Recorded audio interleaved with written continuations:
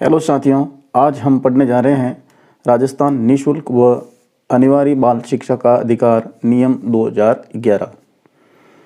Question first, Rajasthan में RTE act 2009 की किस धारा द्वारा प्रदत्त शक्तियों का इस्तेमाल करते हुए राज्य सरकार द्वारा राजस्थान निःशुल्क व अनिवार्य बाल शिक्षा का अधिकार नियमावली 2011 निर्मित की गई हैं? तो धारा 38 में प्रदत्त शक्तियों का इस्तेमाल करते हुए आरटीई के तहत राजस्थान की नियमावली 2011 निर्मित की गई है। नेक्स्ट, आरटीई एक्ट 2009 की धारा 21 का संबंध है। आरटीई एक्ट 2009 की धारा 21 का संबंध है, साथियों बताइए।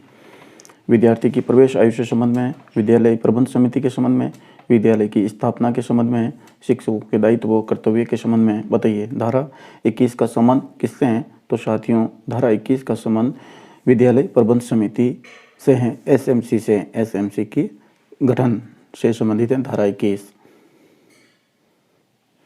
अगला महत्वपूर्ण क्वेश्चन, राजस्थान निःशुल्क और अनिवार्य बाल शिक्षा के नियम 2011 के तहत कुल अध्याय व नियम हैं। तो साथियों, कुल अध्याय 10 और नियम 29 हैं साथियों। और राजस्थान निःशुल्क व अनिवार्य बाल शिक्षा अधिकार के नियम 2011 1 अप्रैल 2011 से राजस्थान में लागू हैं। 1 अप्रैल 2011 से। यहाँ अगर आरटीई एक्ट 2009 संपूर्ण देश में लागू हैं तो वो हैं साथियों 1 अप्रैल 2010 से। राजस्थान के जो नियम हैं 2011 वो 1 अप्रैल 11 से लागू हैं, और आरटीई एक्ट 2009 के जो संपूर्ण देश में लागू हैं वो 1 अप्रैल 2010 से हैं।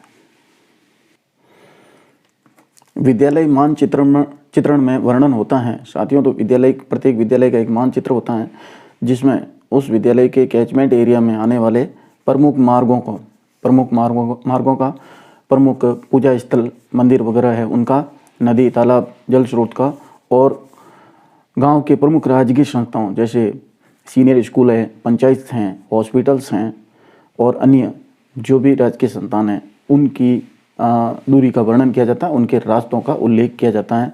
विद्यालय परिक्षेत्र के मार्गों का उल्लेख किया जाता है कि कौन कौन से विद्यार्थी कहाँ से आते हैं और विद्यालय के कैचमेंट एरिया में कहाँ तक के स्टूडेंट पढ़ने के लिए आते हैं, और विद्यालय की अन्य संस्थाओं से संपर्क के कौन कौन से सुगम रास्ते हैं, ये विद्यालय मानचित्रण में वर्णन होता है।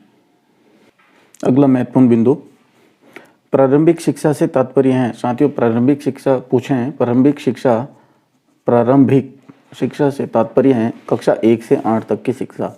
नेक्स्ट, प्राथमिक विद्यालय से क्या तात्पर्य है? प्राथमिक विद्यालय वह विद्यालय होता है जहां 1 से 5 तक कक्षाएं संचालित होती है, कक्षा 1 से 5 तक संचालित विद्यालय। नेक्स्ट, उच्च प्राथमिक विद्यालय से तात्पर्य है कक्षा 1 से 8 तक शिक्षा प्रदान करने वाले विद्यालय या संचालित विद्यालय, उच्च प्राथमिक। आरटीई एक्ट 2009 की धारा 12 के अनुसार विद्यार्थी के स्कूल में प्रवेश के समय आयु के लिए सबूत के लिए दस्तावेज हैं साथियों। तो जन्म, मृत्यु, विवाह रजिस्ट्रीकरण अधिनियम के तहत जारी प्रमाण पत्र, जन्म प्रमाण पत्र भी बोलते हैं, अस्पताल दाई एएनएम रजिस्टर में उल्लेखित किया गया है तो वो रजिस्टर भी जन्म के रूप में, जन्म प्रमाण पत्र के रूप में मान्य है। आंगनवाड़ी अभिलेख वो भी जन्म की आयु, बच्चे की आयु के संबंध में सबूत हैं। और माता पिता व संरक्षक द्वारा घोषणा पत्र किया जाता है, वो भी आयु का एक सबूत है। ज्योतिष या पंडित द्वारा जारी जन्म पत्री को मान्यता नहीं है, यह आयु प्रमाण पत्र नहीं है, इसको याद रखें। और आयु सबूत के संबंध में यह है कि कोई भी विद्यालय जो आरटीई एक्ट 1 से 9 तक के प्रारंभिक शिक्षा पूर्णता से संलग्न है वो बच्चे को जन्म प्रमाण पत्र के अभाव में प्रवेश से मना नहीं कर सकता है। माता पिता और संरक्षक द्वारा घोषणा पत्र देने के बाद में उनका ये दायित्व भी बनता है कि वो जब भी जन्म प्रमाण पत्र तैयार हो जाएं तो वो विद्यालय में उपलब्ध करवाएंगे, विद्यालय को देंगे। तो साथियों, आयु के आधार पर किसी विद्यार्थी को नहीं रोका जा सकता है। आयु के रूप में ये प्रमाण पत्र होते हैं, जन्म प्रमाण पत्र, एएनएम का जो लिखित कार्ड वगैरह है वो, आंगनवाड़ी का कोई भी अभिलेख है वो, और माता पिता या संरक्षक द्वारा कोई घोषणा की जाती है तो उसके आधार पर विद्यार्थी को स्कूल में प्रवेश दिया जाता है। लेकिन ज्योतिष और पंडित द्वारा जारी जन्म पत्र को मान्यता आयु प्रमाण पत्र नहीं माना गया है, याद रखें। नेक्स्ट बिंदु, गैर सरकारी निजी विद्यालयों में एंट्री लेवल में कक्षा प्रथम में कुल 25% प्रवेश असुविधाग्रस्त और दुर्बल समूह को दिया जाना है। आरटी एक्ट 2009 की किस धारा के तहत ये प्रावधान किया गया है? तो धारा साथियों 12(1) के तहत ये प्रावधान किया गया है कि 25% दुर्बल और असुविधाग्रस्त बालकों को एंट्री लेवल के क्लास के अंदर 25% नामांकन के अनुसार दिया जाना है। और इस धारा के 12(2) के तहत जो बच्चे इन विद्यालयों में प्रवेश लेते हैं वो निःशुल्क नहीं होते हैं। उन बच्चों की फीस का जो पुनर्भरण है वो राज्य सरकार द्वारा किया जाता है 12(2) के तहत। और 12(1) के तहत 25% सीटों पर निजी विद्यालयों में एंट्री लेवल कक्षा में बच्चों का प्रवेश होता है। गैर सरकारी विद्यालयों में 25% सीटों पर निःशुल्क प्रवेश दिया जाने का प्रावधान सर्वप्रथम किस सत्र से किया गया? तो साथियों ये याद रखें, सत्र 2012-13 से निजी या गैर सरकारी विद्यालयों की 25% सीटों पर निःशुल्क प्रवेश आरटीई के तहत दिए जाते हैं 2012-13। गैर सरकारी विद्यालय 25% सीटों पर निःशुल्क प्रवेश के संबंध में कौन सा कथन सत्य है? 2 कथन दिए हुए साथियों। गैर सरकारी विद्यालय अपने कैचमेंट एरिया के अलावा अन्य क्षेत्र के बालकों को भी प्रवेश दे सकता है, और गैर सरकारी विद्यालय अपने कैचमेंट एरिया के बाहर के बालक उस विद्यालय में प्रवेश के पात्र नहीं है। मैं जो महत्वपूर्ण जो बिंदु है ये है, यानी कि किसी जो विद्यालय है जिस वार्ड में स्थित है तो सर्वप्रथम उस वार्ड के बच्चों को मौका मिलना चाहिए। उस वार्ड के बच्चे जिन्होंने आरटीई के तहत आवेदन किया है रोस्टर प्रणाली या मेरिट के आधार पे, तो उस कैचमेंट एरिया के बच्चे ही उस विद्यालय में प्रवेश ले सकते हैं। अन्य कैचमेंट एरिया के बच्चे उस विद्यालय में प्रवेश नहीं ले सकते और न ही उनको प्रवेश दिया जा सकता है। लेकिन एक शर्त, एक उपबंध ये भी जोड़ा गया है, अगर कोई विद्यालय जिस वार्ड में स्थित है उस वार्ड में अगर सीटों के अनुपात में बच्चे उपलब्ध नहीं होते हैं तो अन्य वार्ड के बच्चों को प्रवेश दिया जा सकता है। लेकिन सर्वप्रथम जो वरीयता दी जाती है वो जिस विद्यालय जिस वार्ड में स्थित हैं उस वार्ड के बच्चों को ही गैर सरकारी विद्यालय में आरटीई सीटों के तहत पहले उनको प्रवेश दिया जाना है, विद्यालय कैचमेंट एरिया के बच्चों को। और वहाँ पर अगर बच्चे उपलब्ध नहीं होते हैं तो फिर बाहर कैचमेंट एरिया के बच्चों को प्रवेश दिया जा सकता है। क्लियर करें साथियों। ब्लॉक लेवल के सबसे बड़े शिक्षा अधिकारी हैं, ब्लॉक लेवल के सबसे बड़े शिक्षा अधिकारी हैं साथियों, बताइए। डीईओ, सीडीईओ, सीबीईओ और पीईईओ, ठीक है। तो साथियों ब्लॉक लेवल के पूछा है तो ब्लॉक लेवल में आएंगे आपके साथियों सीबीओ प्रत्येक पंचायत समिति या खंड स्तर पे सीबीईओ जो ब्लॉक शिक्षा अधिकारी के नाम से जाना जाते हैं वो। पीओ होते हैं पंचायत स्तर पे, पीओ पंचायत स्तर पे अधिकारी जी होते हैं। PO principal senior secondary school के जो प्रधानाचार्य हैं उन्हें पीओ का दर्जा दिया गया, प्रधान प्रारंभिक शिक्षा अधिकारी। सीबीओ ब्लॉक स्तर के सबसे बड़े अधिकारी हैं। और डीओ माध्यमिक के अलग होते हैं और प्रारंभिक शिक्षा के अलग होते हैं। और सबसे जो बड़ा अधिकारी होता है जिले के वो होते हैं साथियों सीडीओ, ठीक है सर, याद रखें। बेसिक जानकारी ध्यान रखें साथियों।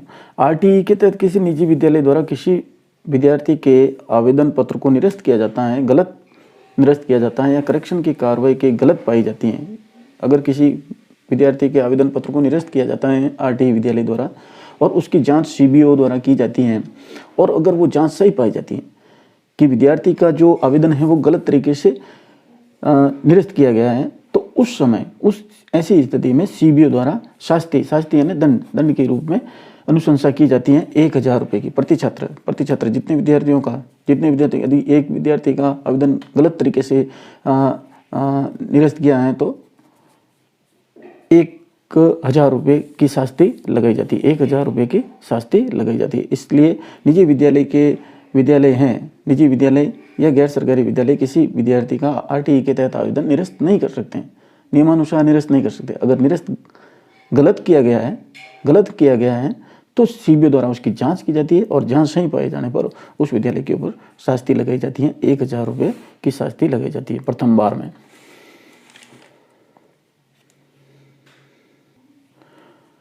यदि किसी गैर सरकारी विद्यालय में प्रथम कक्षा या एंट्री लेवल में एक भी नॉन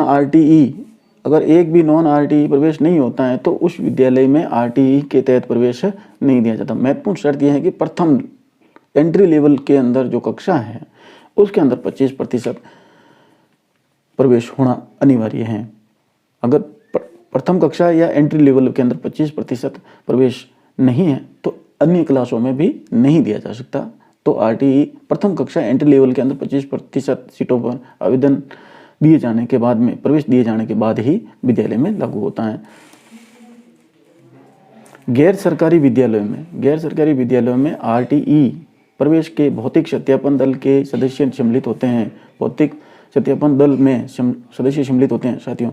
आरटीई के तहत 25% सीटों पर विद्यालयों में, गैर सरकारी विद्यालयों में जो प्रवेश दिया जाता है उसका भौतिक सत्यापन किया जा रहा है कि बच्चे वास्तव में पढ़ रहे हैं कि नहीं पढ़ रहे हैं, बच्चे स्कूल के अंदर शिक्षा अर्जित कर रहे हैं कि नहीं कर रहे हैं, बच्चे जो जितनी संख्या बताई उतने है या नहीं है, उनके दस्तावेज सही है या नहीं है, इसकी जानकारी, इसका भौतिक सत्यापन जिला शिक्षा अधिकारी महोदय द्वारा गठित टीमों के द्वारा किया जाता है। हर विद्यालय के अंदर आरटीई के तहत जो प्रवेश देता है तो उस दल में 2 सदस्य होते हैं। कितने सदस्य होते हैं साथियों? भौतिक सत्यापन दल में 2 सदस्य होते हैं, एक राजपत्रित अधिकारी और एक कोई भी उपलब्ध अधिकारी, जैसे वरिष्ठ अध्यापक हो सकते हैं, लिपिक वर्ग हो सकते हैं। तो 2 सदस्य होते हैं। भौतिक सत्यापन दल में 2 सदस्य होते हैं। राजस्थान निःशुल्क व अनिवार्य बाल शिक्षा का अधिकार नियम 2011 के तहत नियम 7(4) के अनुसार जहाँ पर छितरी और कम आबादी वाले क्षेत्र हैं या ढाणियों में जहाँ विद्यालय का संचालन निर्धारित मापदंड अनुसार नहीं किया जा सकता, तो वहाँ के बालकों के लिए प्रारंभिक शिक्षा पूर्ण करने के लिए सरकार के द्वारा कौन सी सुविधा उपलब्ध करवाई जाती है? तो साथियों वो होती है निःशुल्क ट्रांसपोर्ट वाउचर सुविधा। निःशुल्क ट्रांसपोर्ट वाउचर सुविधा। और निःशुल्क ट्रांसपोर्ट वाउचर सुविधा किस सत्र से जारी है? ये महत्वपूर्ण है। 2017-18 से निःशुल्क ट्रांसपोर्ट वाउचर सुविधा की प्रदान की गई है सरकार द्वारा। इसमें कक्षा 1 से 5 तक के विद्यालय, एक प्राथमिक विद्यालय 1 किलोमीटर के दायरे में है और 1 किलोमीटर से अधिक दूरी से कोई बालक आता है तो उसको 10 रुपये प्रतिदिन के हिसाब से ट्रांसपोर्ट वाउचर दिया जाता है। कक्षा 6 और 8 के लिए 2 किलोमीटर से अधिक दूरी से कोई बालक आ रहा है तो 15 रुपये प्रतिदिन के हिसाब से। और विवेकानंद मॉडल स्कूल के भी कोई अगर बच्चे हैं तो उनको 15 रुपये प्रतिदिन के हिसाब से दिए जाते हैं निःशुल्क ट्रांसपोर्ट वाउचर योजना के तहत। और अधिकतम सालाना एक वर्ष में 6 माह लगभग 1 से 8 तक के लिए 3000 रुपये की निःशुल्क ट्रांसपोर्ट वाउचर सुविधा के तहत अधिकतम 3000 रुपये वार्षिक राशि उपलब्ध करवाई जाती है साथियों।